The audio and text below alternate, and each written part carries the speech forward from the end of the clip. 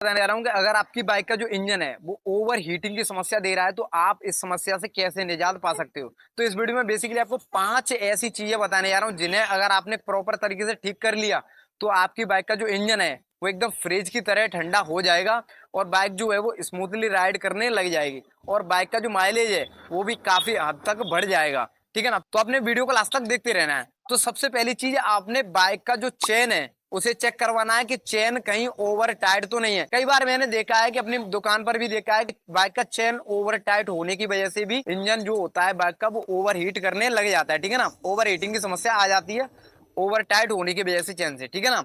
उसके बाद आपने दूसरा जो चीज देखनी है वो है आप जो कि बाइक का ब्रेक।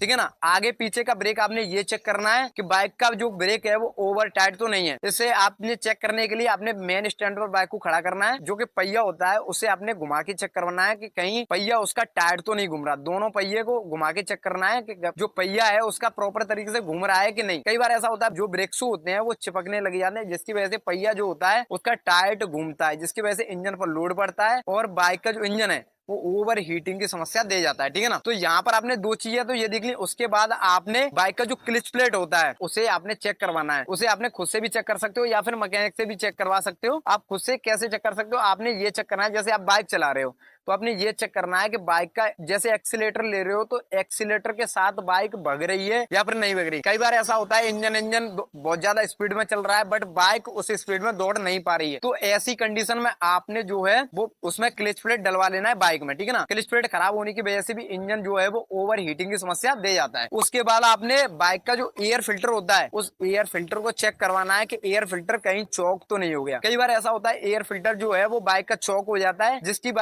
वजह से जो बाइक है वो एयर ले नहीं पाती है और बाइक का जो इंजन है वो ओवर हीटिंग की समस्या दे जाता है। ठीक है ना।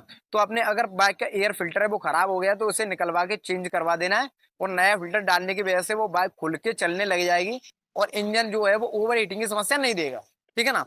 तो ये 4 चीजें बेसिकली हो गई। उसके बाद आपने क्या काम करना है, तो उसके बाद दोस्तों आपने इंजन ऑयल बाइक का चेक करवाना है कि इंजन ऑयल प्रॉपर तरीके से आप डाल रहे हो कि नहीं डाल रहे हो या बाइक में इंजन ऑयल पूरा है या नहीं है। कई बार ऐसा होता है इंजन ऑयल बाइक में होता नहीं है और आप राइड करने लग जाते हो जिसकी वजह से इंजन ओवर हीट करता है क्योंकि इंजन में ऑयल नहीं है। तो इंजन का ऑयल नहीं है ओवर हीट तो देगा ही देगा। कई बार ऐसा होता है तो आपने एकदम प्रॉपर तरीके से प्रॉपर इंजन ऑयल बाइक में डलवाना है। आप देख सकते हो ये वाला इंजन ऑयल आपने बाइक में डलवाना है जिससे इससे क्या होता है कि गर्मियों के टाइम में आपकी जो बाइक है उसका रिजल्ट काफी अच्छा देखने को मिला है। मैं खुद इस इंजन ऑयल का यूज करता हूं और मुझे काफी अच्छा रेस्पॉन्स जो कि कस्टमर से मिला है। ठीक है ना।